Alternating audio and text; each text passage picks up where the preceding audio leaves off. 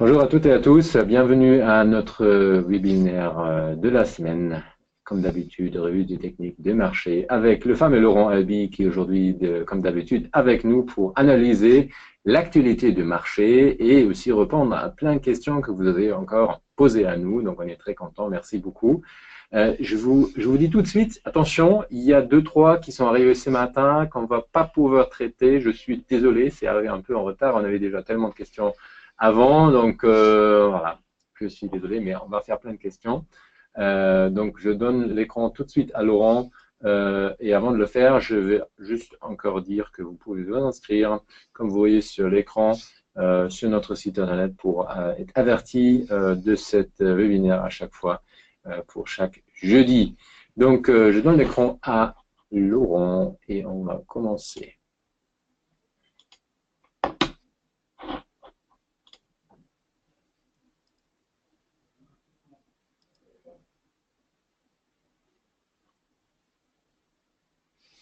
Ah, ça Voilà. fonctionne. Bonjour à tous. Euh, Excusez-moi, j'ai un chat dans la gorge. Nous sommes jeudi 28 septembre, il est 18 heures. Bienvenue à ce webinaire mené conjointement par BNP Paribas et la FAT. Webinaire qui va être consacré, comme le disait Falco il y a un instant, à l'actualité des marchés. C'est une revue des marchés qui vous intéressent, puisque vous le savez, vous pouvez poser toutes vos questions par email à Falco qui me les transmet et on regarde ensemble ce qui vous intéresse. Alors, petite précision technique, parce qu'on reçoit beaucoup de questions.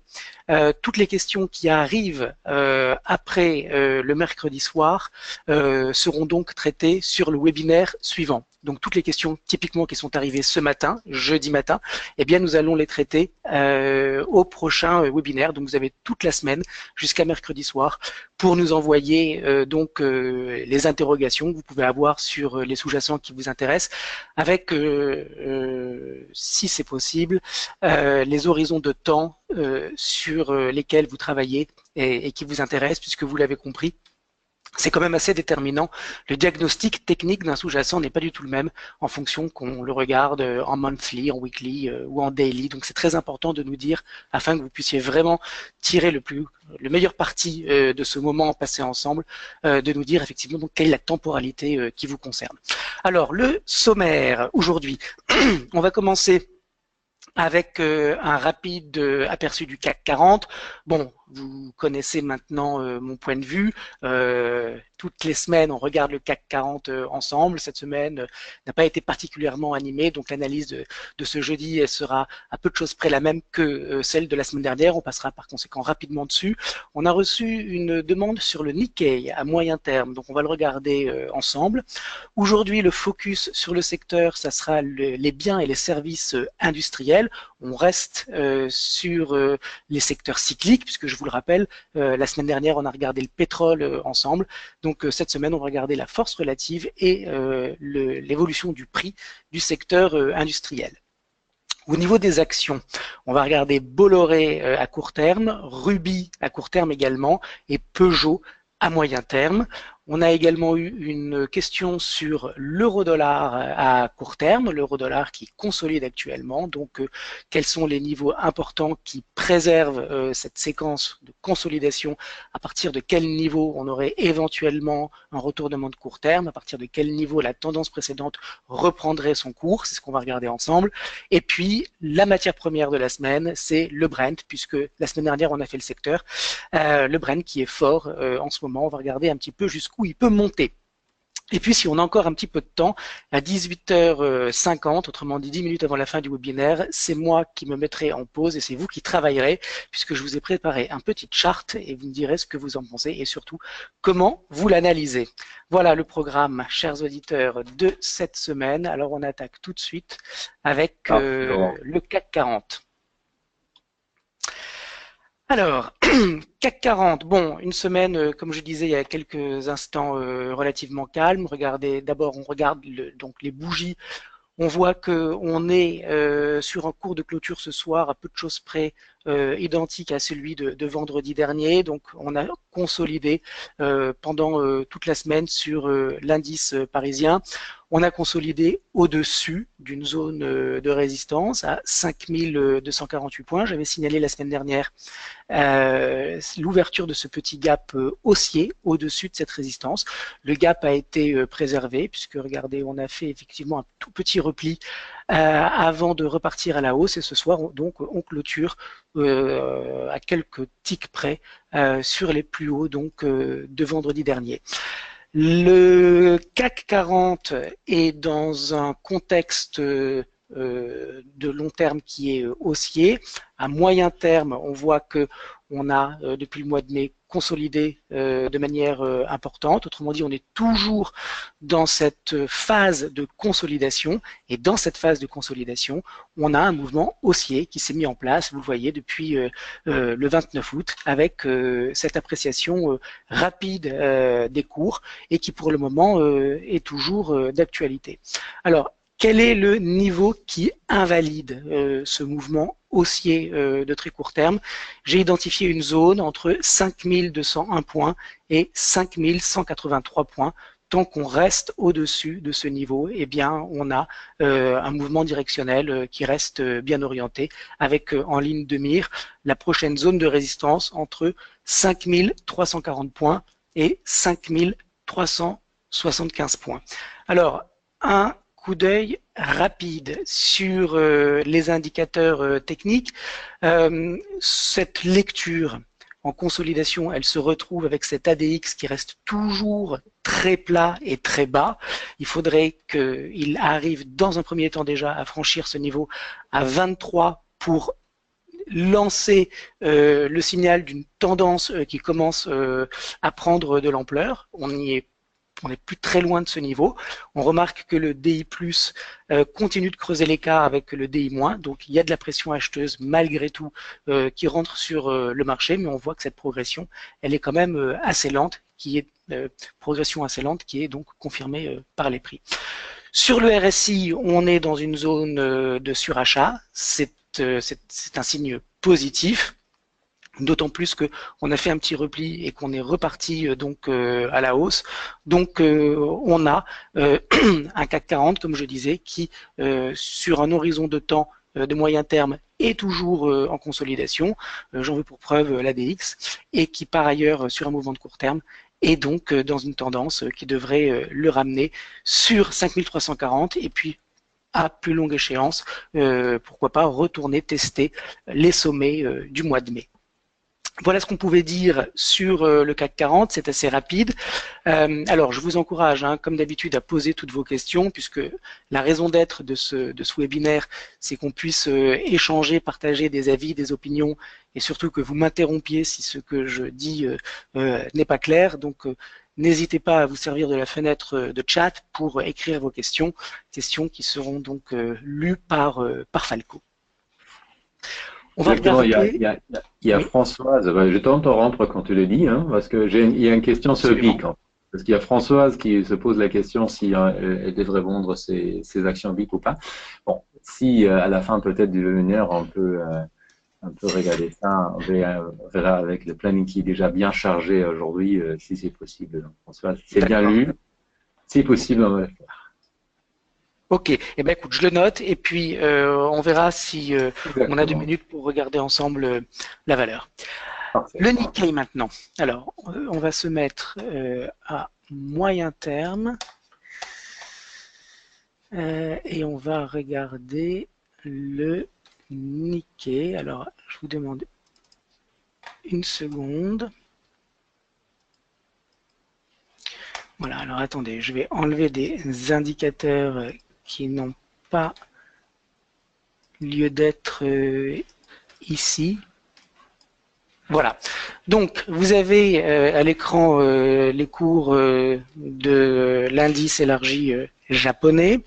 Première constatation, à moyen terme, c'est-à-dire ou plutôt à long terme, en remontant jusque l'été 2015, autrement dit depuis 2 ans, on est sur un indice qui est dans une tendance plate.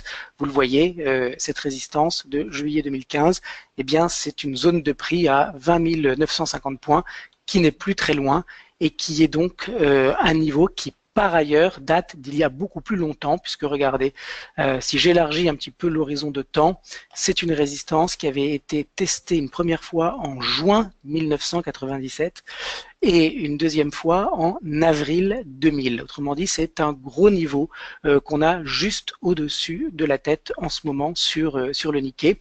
Depuis 2 ans, donc, on est dans une tendance plate, avec donc un retour sur la zone de résistance. Dans ce contexte plat, on a un mouvement ascendant qui a été amorcé il y a un petit peu plus d'un an, en juin 2016, avec, vous le voyez, cette zone de support qui a été testée à 2 reprises à 14 850 points. Et le deuxième test a été l'occasion donc pour le Nikkei de franchir la résistance précédente à 17 150 points et de filer assez rapidement d'ailleurs jusqu'à la zone des 20 000 points, un petit peu en dessous, à 19 600 points. Quand ce niveau a été atteint, c'était en décembre 2016, autrement dit il y a 10 mois, la progression du Nikkei a changé. Vous voyez qu'on a dans un premier temps évolué de manière relativement impulsive, avec une accélération très forte, et que depuis un an, on est sur un indice qui continue de progresser, mais il le fait très lentement, avec, vous le voyez ici, en mai 2017, un sommet plus haut que le plateau précédent qui était à 19 500 points et qui avait duré de décembre à mars 2017.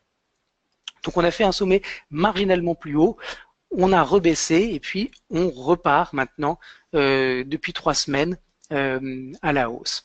Alors, on est toujours dans la zone de résistance à peu de choses près de l'été, hein, à 20 300 points, et on se rapproche doucement donc des 20 950 points.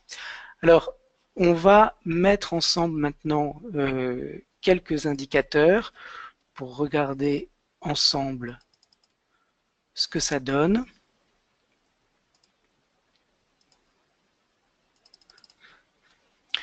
Alors, la première chose, regardez, on va regarder l'ADX et ce qu'il nous dit, eh bien, c'est que on est effectivement dans un marché qui n'a pas de tendance à moyen terme, un ADX qui est extrêmement faible puisqu'il est à 14. En général, on considère que c'est au-dessus de 20-25 en fonction du réglage de votre ADX que l'indicateur donne le signal d'une tendance forte qui émerge. Quand on est aussi bas, cela vient simplement confirmer qu'il n'y a pas de tendance. Le fait qu'il n'y ait pas de tendance sur l'ADX, ça se retrouve également dans le fait que le DI+, et le DI- n'arrêtent pas de se croiser. Regardez, ils sont enchevêtrés l'un dans l'autre et il y en a aucun des deux qui arrive à prendre de manière significative de la distance par rapport à l'autre. Alors, il y a un niveau de DI+, qui a été toujours une zone de résistance à 30 points. On est dessus actuellement. Donc on pourrait tout à fait avoir, regardez le DI+, qui est en train de repartir à la baisse, on pourrait avoir une stagnation des cours sous la résistance avant le franchissement potentiel de ce niveau. On arrive très lentement hein, sur ce niveau de résistance. On a une pression acheteuse qui est modeste, qui est bien présente, mais qui n'est pas très significative. Et ça se retrouve sur le RSI, qui a trouvé une zone de support à plusieurs reprises à 40, ce qui est une bonne chose, puisque je vous le répète, le RSI n'a pas les mêmes bornes de surachat et de survente en fonction qu'il est associé à une tendance haussière ou baissière. Dans une tendance haussière, un RSI va évoluer en zone de surachat autour ou un petit peu en dessous de 80 et en zone de survente autour de 40. Dans une tendance baissière, le RSI va évoluer entre une borne haute à 60 et une borne basse 30 voire plus bas. Donc on voit bien qu'on a un RSI qui trouve du support à 40 points, donc c'est une bonne chose. Cela dit, c'est pas du tout, il ne reflète pas un momentum important. Il faudrait déjà dans un premier temps dépasser cette zone à 66 points pour avoir effectivement une pression acheteuse significative. Autrement dit, je vous raconte tout ça parce que ne pas voir d'un premier coup ou du premier coup le Nikkei franchir sa résistance ne serait pas étonnant.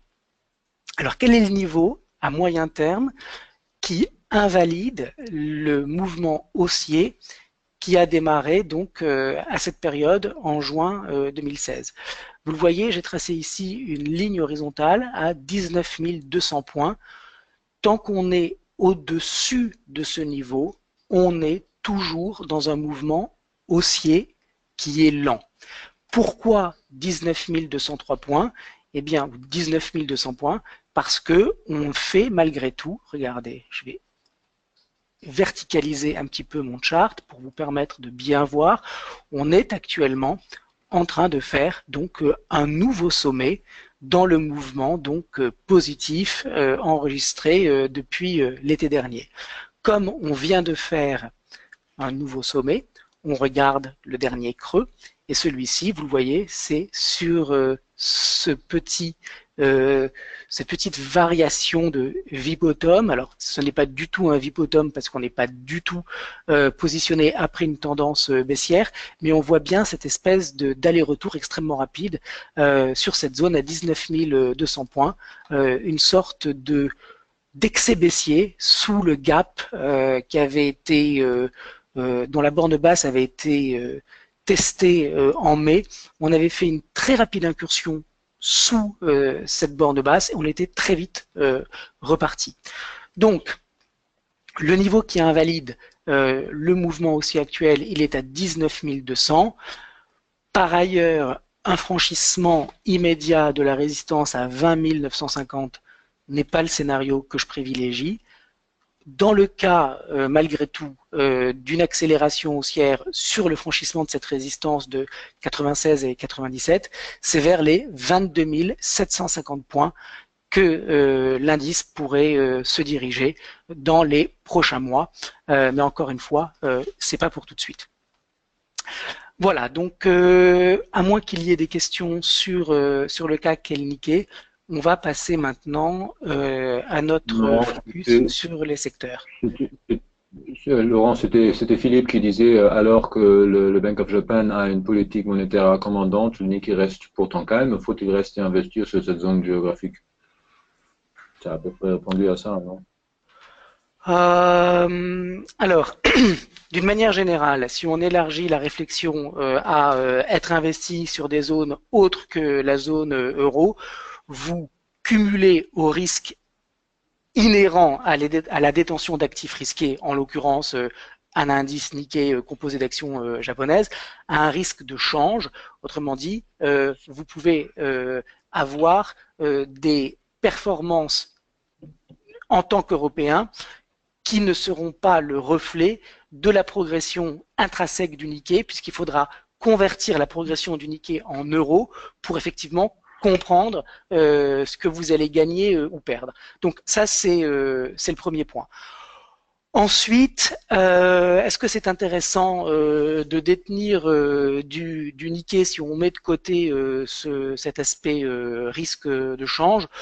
Écoutez, quand on regarde le chart à moyen terme, on peut pas dire que ça soit très excitant. Un indice qui est dans un range depuis plus de 2 ans et qui, par ailleurs, est dans un mouvement ascendant extrêmement lent depuis maintenant 1 an, il y a peut-être de meilleurs endroits où mettre votre argent pour avoir plus de performance. Donc non, je vois pas, je ne suis pas je ne vois pas d'éléments fortement contre le fait d'aller sur le Nikkei, mais je ne vois pas non plus de raison particulièrement forte de s'exposer sur cet indice.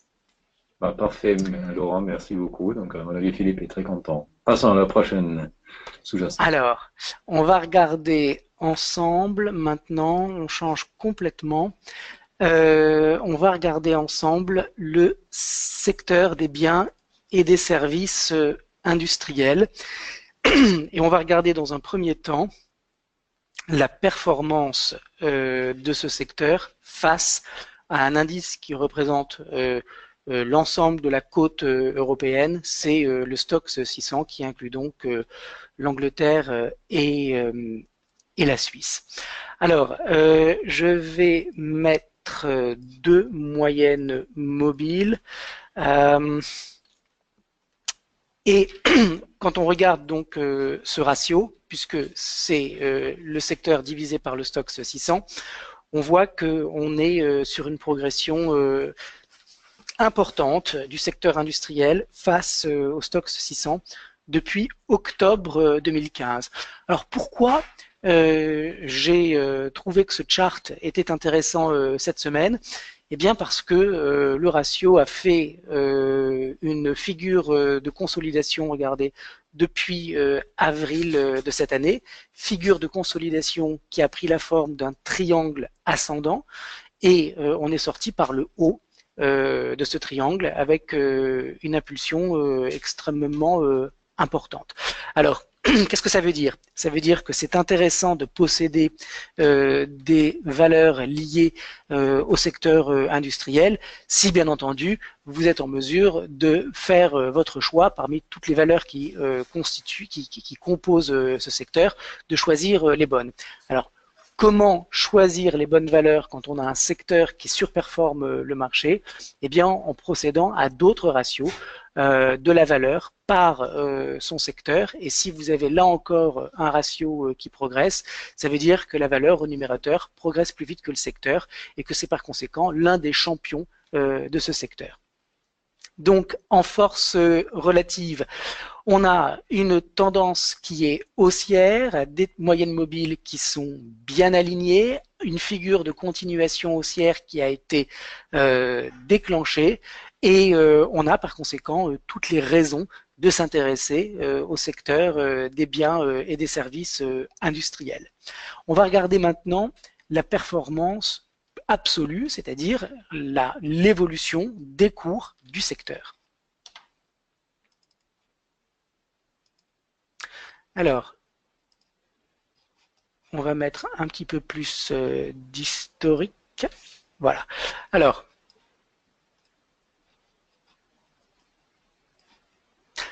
dans ce contexte, alors, ce que je peux faire, excusez-moi, c'est déjà vous montrer l'évolution du secteur industriel depuis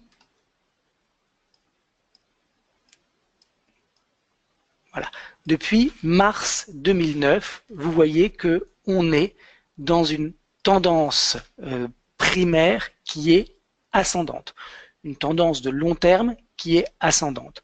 Notez que le secteur industriel est actuellement à quelques points de son sommet historique. Autrement dit, c'est un secteur qui est fort et qu'il était intéressant de posséder puisque la surperformance est séculière par rapport au Stoxx 600.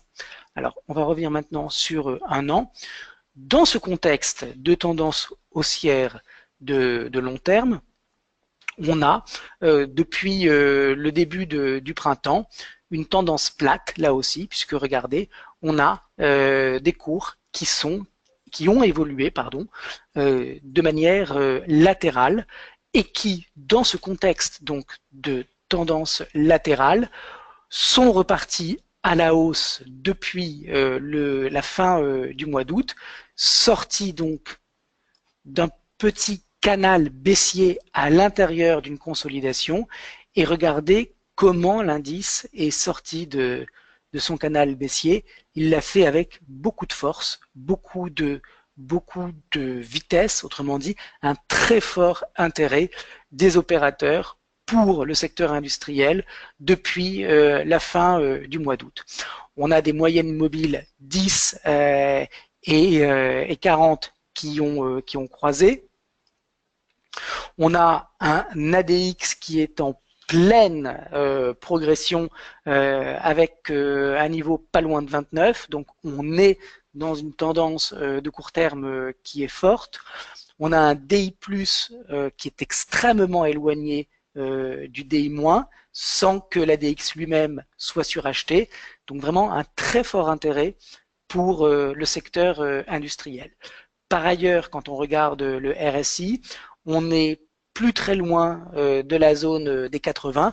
Autrement dit, un RSI qui est suracheté, c'est excellent. Ça veut dire que là encore, on a beaucoup d'intérêt, beaucoup d'appétit pour ce secteur. Alors, on arrive maintenant au contact de la résistance qui, à 2 reprises, a fait refluer les cours au mois de mai et au mois de juillet, si je ne m'abuse, dans le 20 juin. On arrive très vite dessus avec, vous le voyez, une bougie très longue. Je vais zoomer un petit peu. Une bougie très longue qui nous montre que pour le moment, il y avait, en tout cas sur la séance d'aujourd'hui, personne qui était acheteur, personne qui était vendeur, pardon, de l'indice au contact de la résistance. Alors, vu ce qu'on a vu sur l'ADX en pleine progression et le RSI qui est suracheté, il me semble qu'il y ait de fortes probabilités pour que la résistance soit dépassée. D'autant que, par ailleurs, on a vu que l'indice était très fort et qu'il revenait sur des sommets historiques. Alors, le fait que la résistance va être dépassée ne veut pas dire qu'elle va l'être dès demain, dans la foulée des bougies haussières qui sont maintenant apparues sur le marché depuis le début du mois. On n'a pas eu beaucoup de replis dans cette ascension. Regardez, on est monté, si on se met en ligne de clôture, on est monté en quasi ligne droite à partir de la zone de support jusqu'à la zone de résistance. Autrement dit, on pourrait avoir maintenant une petite consolidation avant le franchissement. Mais en tout état de cause, au vu de ce que nous donnent les indicateurs techniques, la résistance va être dépassée. Et comme on a vu par ailleurs que le triangle ascendant sur la force relative avait été lui aussi dépassé, eh bien, ça paye de détenir des valeurs du secteur industriel parce que c'est un secteur qui est fort, même si encore une fois, on peut ne pas franchir tout de suite.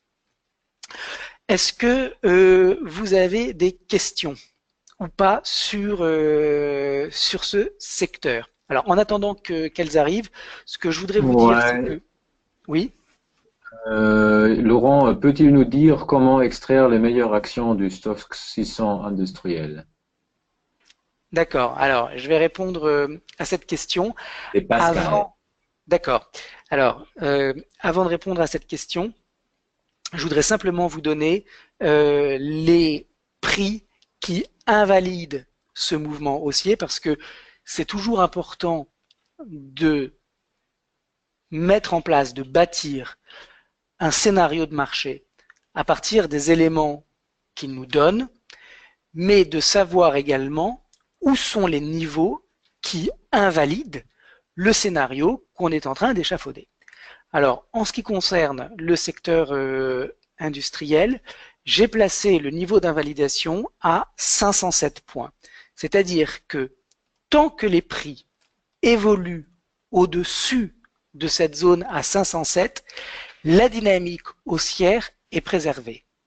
Bien évidemment, si on devait effectivement retourner sur cette zone à 510-507, ça freinerait, ça ralentirait considérablement la progression de l'indice. Mais malgré tout, tant qu'on est au-dessus de ce niveau de polarité, vous voyez ici, support, résistance, tant qu'on est au-dessus de ce niveau à 507 points, tant qu'on ne réintègre pas le canal intermédiaire à l'intérieur de la consolidation latérale, eh bien, la tendance qui a démarré le 29 août est toujours haussière. D'autant plus que ce niveau à 507, ça correspond à un niveau de retracement de 50% de toute la hausse à l'intérieur du range. Par conséquent, la réintégration sous le 50% à l'intérieur du canal baissier et sous la moyenne mobile à 40 périodes serait effectivement un signal fort que le franchissement de la résistance n'est pas pour tout de suite et qu'on va plutôt revisiter la zone basse du range avant d'évoluer peut-être plus favorablement. Donc, le niveau qui invalide le courant acheteur de court terme actuel, il est à 507. Les cibles, elles sont, en cas de franchissement, à 558 et à 603 points. Donc, vous avez les niveaux d'invalidation et les targets. Donc, vous avez tout, en fait, pour pouvoir analyser et opérer correctement sur ce secteur. Alors, pour répondre à Pascal, comment extraire les meilleures valeurs du secteur industriel? C'est en fait le principe d'une approche d'investissement qui s'appelle top-down.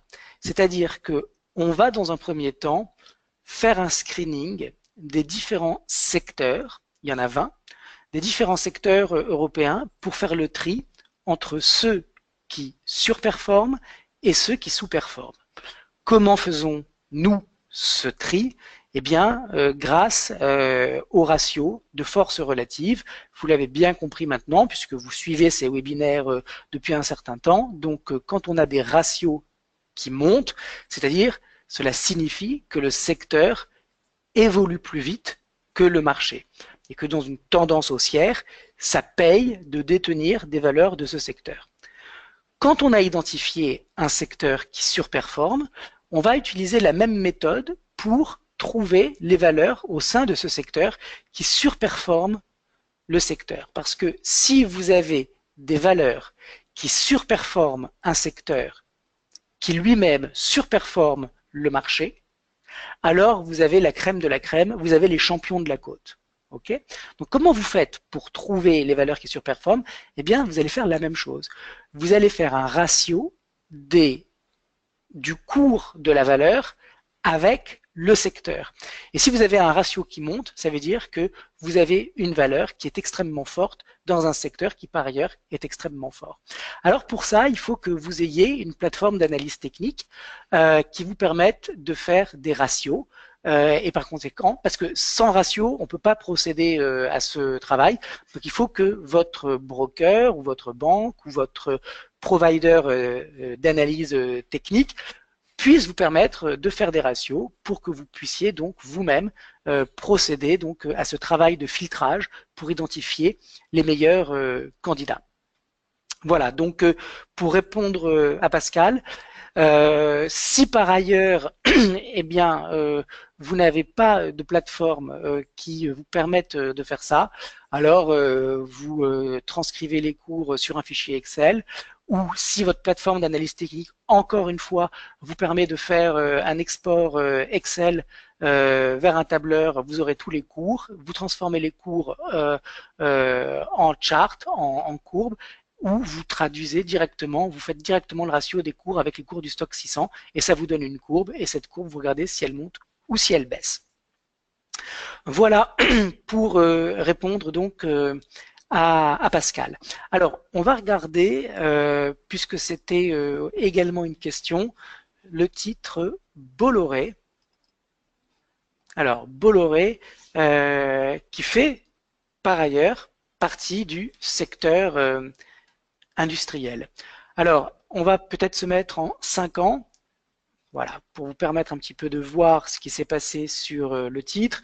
On est sur Bolloré depuis novembre de l'année dernière, autrement dit depuis 11 mois, sur un titre extrêmement fort, puisque vous le voyez, l'impulsion haussière est très puissante et cette impulsion haussière débutée il y a un an, eh bien, est en train d'inscrire un nouveau sommet. autrement dit, beaucoup de force sur Bolloré. Alors, dans ce contexte de moyen terme depuis un an qui est haussier, alors attendez, je vais changer juste. Voilà. Dans ce contexte qui est haussier, on voit que on a un rounding top qui est potentiellement en train de se mettre en place. Alors un rounding top, ça montre simplement qu'on va sans doute partir en consolidation. Si on regarde notre ADX et le RSI, on voit que l'ADX est fort, qu'il est toujours orienté à la hausse. En revanche, regardez le DI+, il est en train de décroître. Autrement dit, ça nous montre qu'il y a de la pression vendeuse, ou en tout cas un manque d'intérêt acheteur qui est en train de se manifester sur Bolloré. Alors, rien d'inquiétant, puisque on vient de faire un nouveau sommet, mais on voit qu'on est peut-être parti pour faire une petite consolidation. Alors, quand on regarde l'évolution des prix elle-même, si effectivement il y avait une correction sur Bolloré, on pourrait tout à fait retourner dans cette zone de résistance préalable entre 4,11 € et 4,04 €. Lorsque on est dans une phase d'impulsion haussière, le retracement idéal, j'ai envie de dire, doit être de 38% maximum. Si on retrace plus de 38%, en l'occurrence 50%, alors la nature impulsive prend un petit peu l'eau et il y a une petite dégradation de l'intérêt acheteur. Donc le 38%, regardez, il est ici, à 4,04 €. On est actuellement à 4,22 €. Donc vous voyez, même si on baissait jusqu'à 4,11 ou 4,04, si on ne faisait que retourner sur le sommet précédent, eh bien, non seulement ça ne changerait strictement rien au contexte technique qui est haussier, mais ça serait même une opportunité pour passer acheteur sur la zone de polarité. Donc, on est en présence d'un titre qui est fort depuis un an, qui est peut-être en train de consolider. Si cette consolidation devait être plus profonde et qu'elle devait ramener les cours sur la zone entre 4,11 et 4,04, alors on serait sur un 38%, sur une zone de polarité, et même, vous le voyez, sur le passage de la moyenne mobile à 40 périodes, qui serait, elle aussi, un soutien dynamique. Donc, Bolloré, toujours haussier sur le titre. Quel est le niveau qui invalide ce scénario haussier? Si on devait assister au passage des cours sous 4,04, cela signifierait vraisemblablement que ce breakout était un fake, c'est-à-dire une fausse sortie haussière, et qu'on va retourner donc dans une phase de consolidation. Ça ne signifierait pas pour autant que Bolloré va se retourner à la baisse, mais que là encore, la hausse prendrait du retard. Donc, j'ai été extrêmement généreux avec le titre, puisque en fait, j'ai mis mon stop d'invalidation de la hausse qui a démarré, vous le voyez ici, le 29 août, je l'ai mise à 3,89. En tout cas, pour synthétiser, tant qu'on est au-dessus de 4,04, il n'y a aucun souci d'un point de vue technique à se faire sur Bolloré. On est toujours dans une tendance haussière. Si on devait enfoncer 4,04, alors la tendance serait haussière neutre, mais ça serait effectivement moins intéressant de rentrer long, moins intéressant d'en posséder. Et si on est long, ça allumerait une petite sonnette d'alarme parce que ça veut dire que ce fort intérêt pour le titre serait en train de s'effilocher, de se détricoter, et par conséquent, un retour à l'intérieur du range pourrait annoncer plus de semaines, voire de mois de consolidation. Voilà ce qu'on pouvait dire sur Bolloré. Est-ce qu'il y a des questions, Falco? Non, actuellement pas. Il y a une question pour le fin de l'émission sur l'outil que tu utilises, mais c'est tout. D'accord. Alors, on va continuer avec Ruby, puisque en fait, c'est un titre qui a été analysé il y a 15 jours, et l'un d'entre vous nous a envoyé un mail en nous disant qu'en fait, il n'avait pas très bien compris cette histoire de creux et de sommets ascendants, et surtout d'identification des niveaux des creux dans une tendance haussière qui annonce le passage d'une tendance haussière au stade d'une tendance neutre. Alors, on va regarder ensemble Ruby. Le chart que vous avez à l'écran, c'est donc 5 ans d'historique en hebdomadaire. Et la méthode est la suivante. Quand vous êtes en présence d'une tendance haussière, vous êtes par conséquent sur une structure qui présente des creux et des sommets qui sont ascendants. Autrement dit, les impulsions sont plus importantes que les corrections, et c'est pour ça que la tendance montre l'appréciation des cours. Chaque fois que vous allez avoir, et quel que soit l'horizon de temps, chaque fois que vous allez avoir un nouveau sommet dans une tendance haussière, mais tout ce que je dis est également vrai à l'inverse dans une tendance baissière, chaque fois que vous allez assister à l'inscription d'un nouveau sommet dans une tendance haussière, vous allez regarder le creux qui précède ce sommet. Et ce creux, dans l'immense majorité des cas, sera le niveau d'invalidation de la tendance haussière. Alors faisons l'exercice ensemble. Ici, on vient de faire un nouveau sommet. J'aurais pu commencer dès ici, hein, mais le raisonnement est toujours le même. Ici, on vient de faire un nouveau sommet à 36 €. Je vais prendre des chiffres ronds pour simplifier. Dès qu'on a fait un nouveau sommet, on regarde le précédent creux. Où est le précédent creux? Il est ici, à 27 €. Donc, dès qu'on a fait ce nouveau sommet, le niveau d'invalidation est ici, à 27 €. Et tant qu'on ne fera pas un nouveau sommet, le niveau d'invalidation restera sur 27 €. Donc, on voit comment les cours évoluent. Là, on est presque retourné sur 27. On est reparti. Regardez, là, on n'a pas fait de nouveau sommet ici. Donc, on est toujours avec un creux d'invalidation à 27 €. Là, on repart à la baisse. On est dans un trading range. Le niveau de stop est toujours à 27. Là, on est toujours sous le niveau à 35. Donc, le niveau ne change pas à 27. Et là, on fait un nouveau sommet. À partir du moment où on fait un nouveau sommet, on regarde où est le dernier creux qui précède l'inscription de ce nouveau sommet. Et vous le voyez, c'est ici, à 30. Autrement dit, on bouge et on monte notre stop à 30. Et tant qu'on ne fait pas un nouveau sommet, on le laisse ici. Les cours continuent d'évoluer et là, on fait encore un nouveau sommet.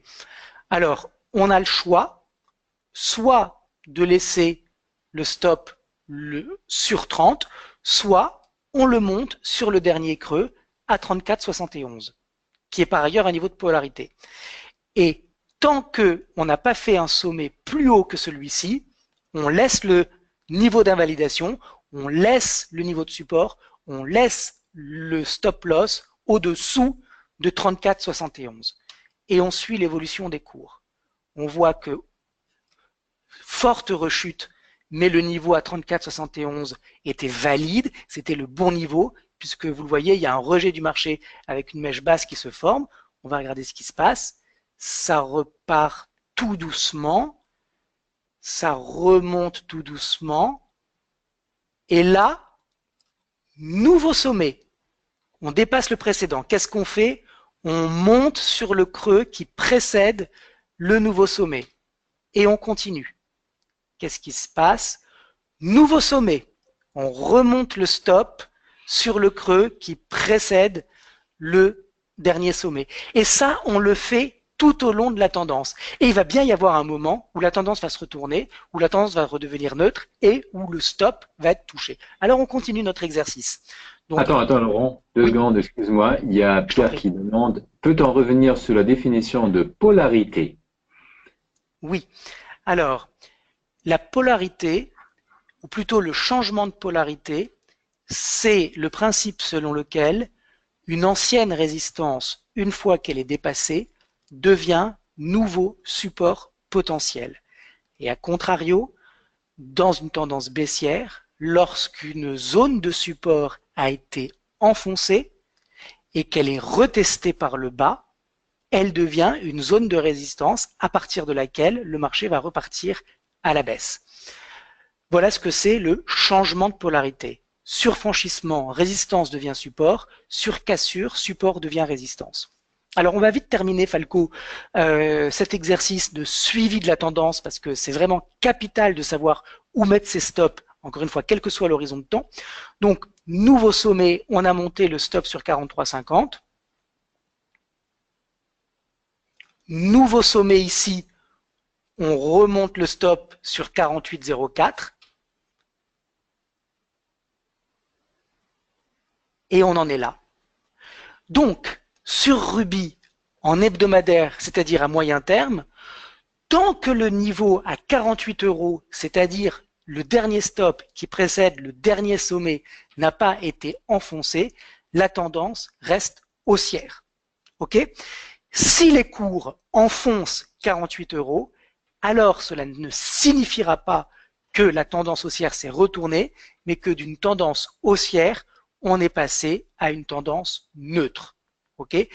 On a vu ça ensemble lors des premiers webinaires, donc je ne veux pas passer trop de temps dessus. C'est l'occasion pour moi de vous rappeler que tous les webinaires sont enregistrés et sont disponibles sur la chaîne BNP Paribas Produits de Bourse, disponible sur YouTube, et que vous pouvez retourner dans le temps et regarder les webinaires précédents à l'intérieur desquels on avait passé quand même pas mal de temps pour expliquer le fonctionnement d'une tendance et surtout comment savoir où mettre ses stops, parce que c'est dans les tendances que vous gagnez de l'argent. Donc, vous devez gérer la tendance, c'est très important ce que je vous dis, par les stops. Vous ne devez pas, lorsque vous avez eu la chance d'avoir mis de l'argent sur une tendance haussière, vous ne devez pas vous saborder et sortir avant la fin de la tendance. Vous devez gérer la tendance par les stops. C'est-à-dire que dès qu'un nouveau sommet a été inscrit, comme on vient de le voir ensemble ici, dès qu'un nouveau sommet a été inscrit, vous remontez le stop sur le dernier creux. Tant qu'un nouveau sommet n'a pas été inscrit, vous laissez votre stop. Vous ne le baissez jamais, votre stop, vous le laissez là. Dès qu'il y a un nouveau sommet inscrit, hop, vous montez votre stop sur le dernier creux. Voilà, je pense que c'est clair et qu'on peut passer maintenant à Peugeot. Peugeot à moyen terme, c'est très intéressant ce qui se passe sur le titre. On va aller vite parce que là encore, en hebdomadaire, on voit un titre qui était dans une tendance plate depuis mai 2015, autrement dit plus de 2 ans, et dans ce contexte de moyen terme qui est plat, un mouvement ascensionnel qui s'est mis en place depuis 1 an et 5 mois, ou 1 an et 4 mois, juillet 2016, et vous le voyez, très forte progression des cours, avec un triangle symétrique, autrement dit, une figure de continuation haussière qui s'est formée pas n'importe où, sur le niveau de résistance qui avait été une zone de rejet en mai 2015, et on a fait ce triangle sous la résistance. Alors, le triangle symétrique ou le triangle ascendant sous une résistance peut être une figure de retournement ou une figure de continuation. Si on se base sur les préceptes donnés par le corpus de l'analyse technique depuis une centaine d'années, les triangles sont a priori des figures de continuation.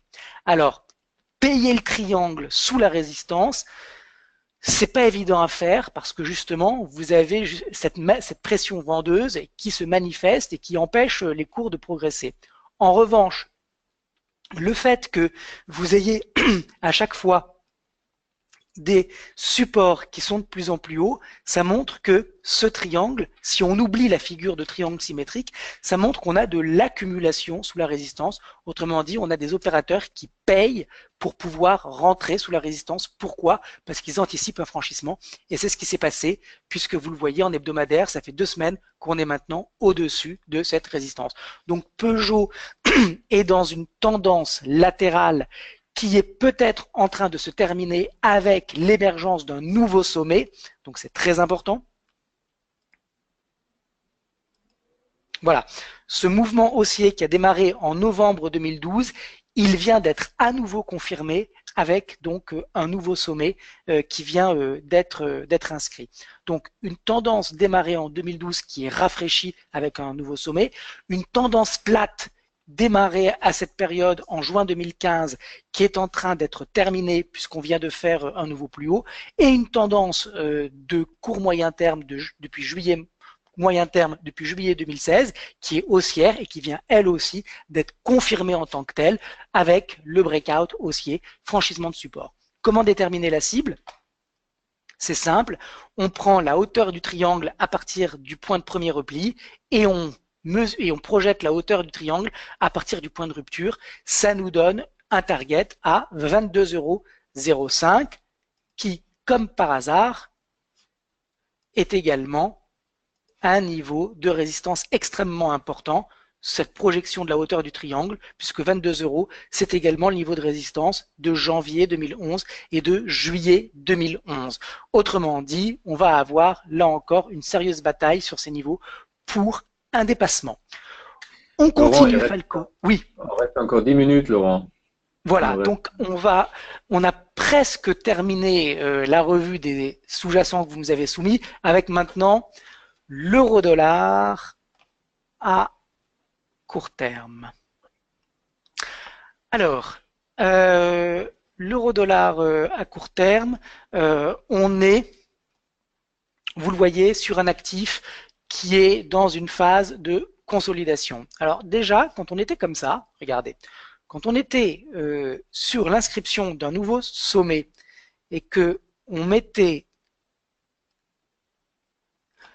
le RSI et l'ADX, on avait quand même des informations intéressantes. Parce qu'on a quand même ici, depuis août 2017, un actif qui fait des nouveaux sommets et un ADX qui baisse. Un ADX qui baisse ne veut pas dire que la tendance va se retourner, mais simplement que le mouvement directionnel est en train de s'affaiblir. Okay ? Par ailleurs, quand on a cet ADX qui baisse, on a un DI+, qui reste à peu près, bon, là il a baissé mais il est revenu sur les niveaux. En revanche, on a un DI- qui progresse. Donc avoir une tendance haussière avec un DI- qui progresse, ça signifie qu'on est dans une consolidation, bien que le titre fasse un nouveau plus haut. On a en fait une absence d'intérêt acheteur qui est manifeste puisque les nouveaux sommets sont marginaux les uns par rapport aux autres et qu'on a un DI- qui progresse. Par ailleurs, quand on regarde le RSI, on voit qu'il a été suracheté sur ce sommet. Quand on a un RSI qui est suracheté sur un sommet, cela signifie que c'est vraisemblablement l'avant-dernier sommet.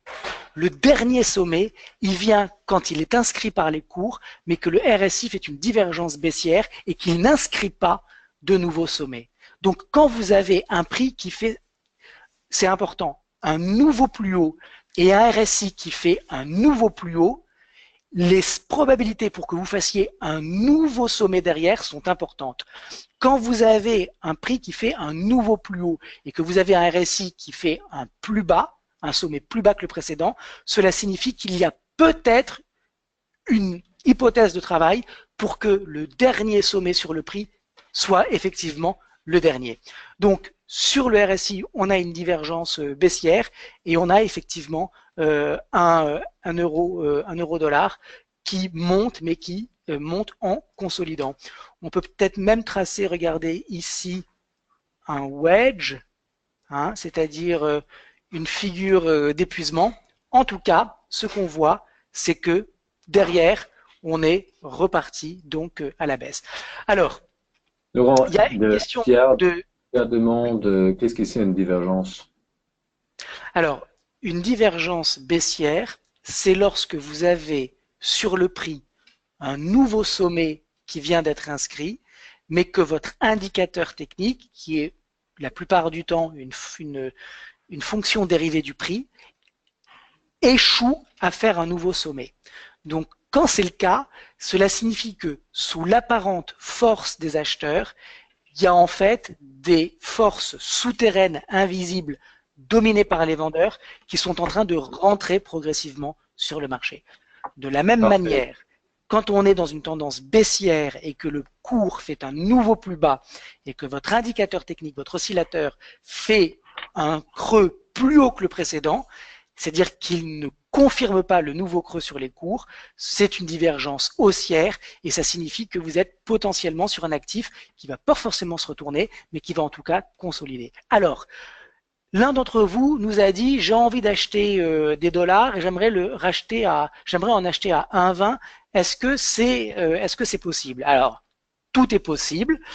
Cela dit, quand on se met en ligne de clôture, on voit que on est maintenant dans une phase de consolidation latérale et qu'on va avoir justement une polarité à 1,1880. 1,19. C'est-à-dire que quand on va retourner sur cette zone à 1,19, on va avoir des opérateurs qui ont payé l'euro contre le dollar et qui ont vendu du dollar sur ces niveaux à 1,19 et qui vont profiter du retour pour déboucler leur position. Donc, cela signifie que à court terme, on est sur un actif qui est pas loin d'une zone d'invalidation de la tendance haussière. Hein, parce que là encore, regardez, on se met en ligne de clôture.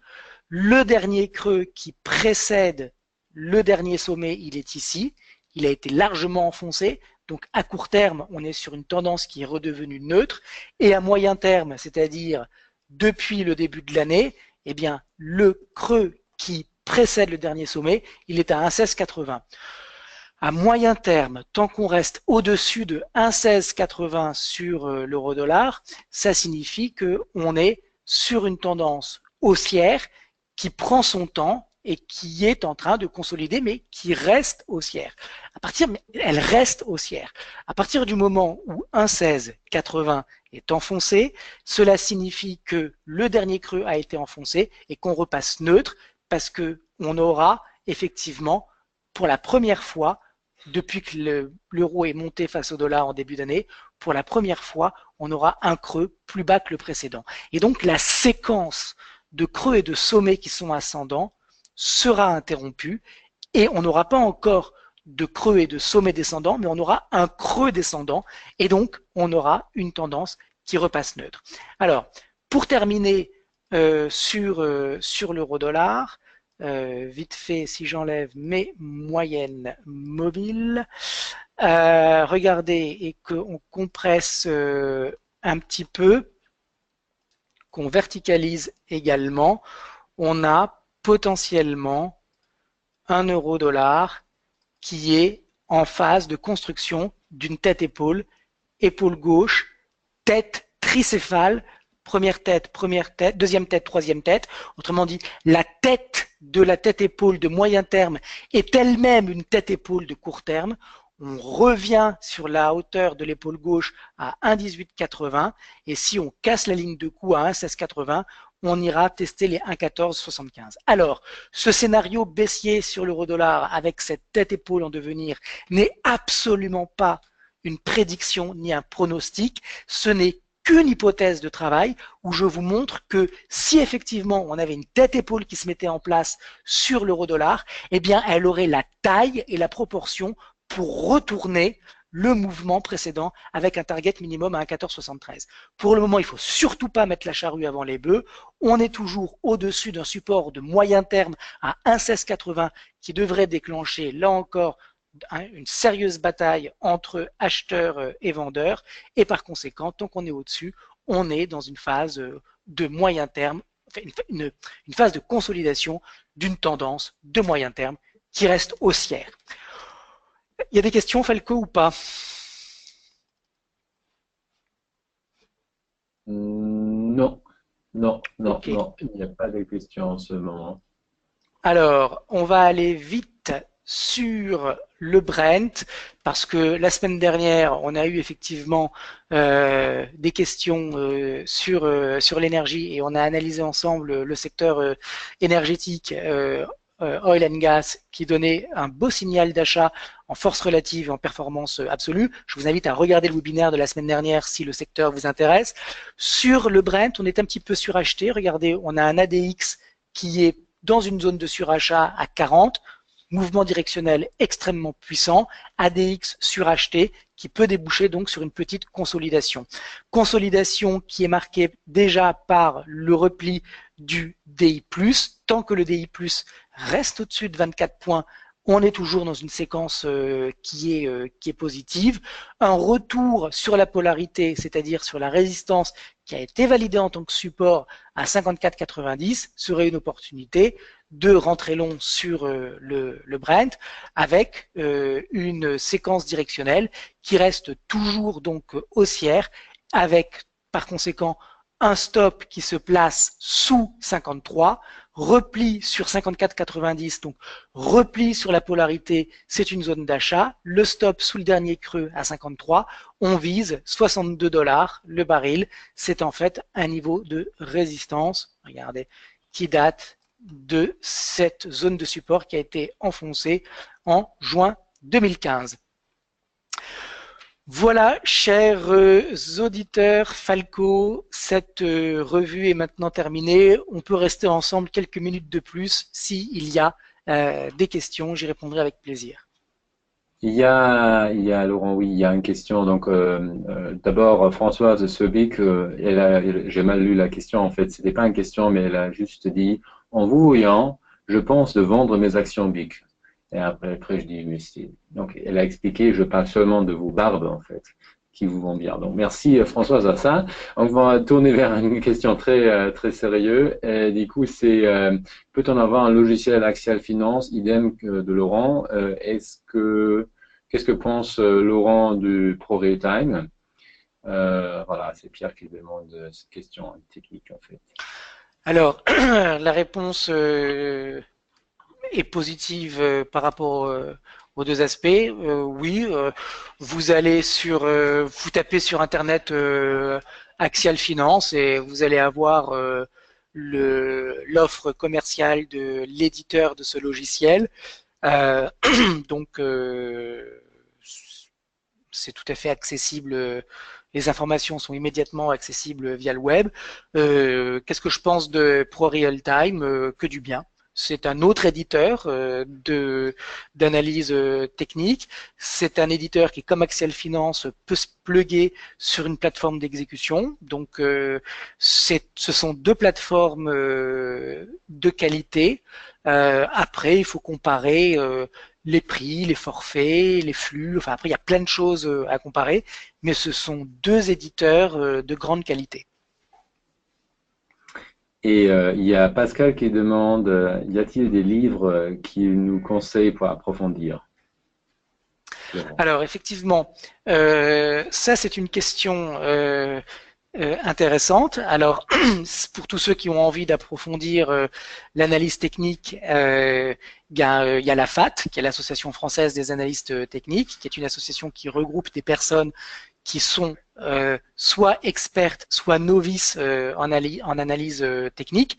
Mais quel que soit votre niveau, il y a énormément d'informations sur le site de la FAT auquel vous avez accès en étant membre. Alors pourquoi je vous parle de ça?